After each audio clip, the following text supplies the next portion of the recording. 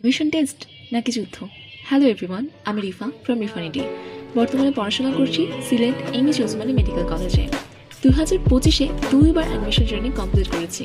তাই আজকে জুনিয়রদের উদ্দেশ্যে 2টা অ্যাডভাইস দিতে চাই। ফার্স্ট অফ অল, হার্ডওয়ার্ক করা ইম্পর্টেন্ট, বা সেটা যাতে স্ট্র্যাটেজিক হয়। যে কোনো অ্যাডমিশন টেস্টের জন্য we have to maintain a strategy. সেটা কোয়েশ্চেন প্যাটার্ন কেমন হচ্ছে, কোন কোন টপিক ইম্পর্টেন্ট, কোন কোন চ্যাপ্টার ইম্পর্টেন্ট, সেগুলো না আমার অনেক আগে থেকেই মাথায় সাজিয়ে রাখতে হবে। দ্বিতীয় বিষয়টা হচ্ছে কোচিং সেন্টারের মার্কস নিয়ে অতিরিক্ত চিন্তা করা। আমরা অনেকেই কোচিংয়ে কত মার্ক পাচ্ছি সেটা নিয়ে অনেক ভাবি। যারা কম পায় তারা নিজেদের অন্যের সাথে কম্পেয়ার করে অ্যান্ড হতাশায় ভোগে। আর যারা বেশি পায় অনেক সময় দেখা যায় তাদের মধ্যে ওভার কনফিডেন্সের টেন্ডেন্সি ক্রিয়েট হয়ে গিয়েছে। কিন্তু বিষয়টা এরকম না।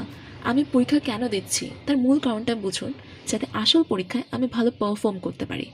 আমার উদ্দেশ্য থাকবে কালকে আমি যা পড়েছি আজকে তার থেকে একটু হলেও বেশি পড়বো, কালকে যা নাম্বার পেয়েছি তার থেকে একটু হলেও বেশি পাবো, বা যা ভুল হচ্ছে সেগুলো যাতে আমার মূল পরীক্ষা না হয় বা সামনের দিনে পরীক্ষা না হয়। কম্পেয়ার করার উদ্দেশ্য না। কোচিং সেন্টারে ভালো মার্ক অনেস্টলি ম্যাটার করে না, বিকজ আমি নিজেই প্রথমবার ম্যাক্সিমাম 80 থেকে 90 পেয়েছি, আর দ্বিতীয়বার 60 থেকে 70 পেয়েছি, but still I did get chance in the second time.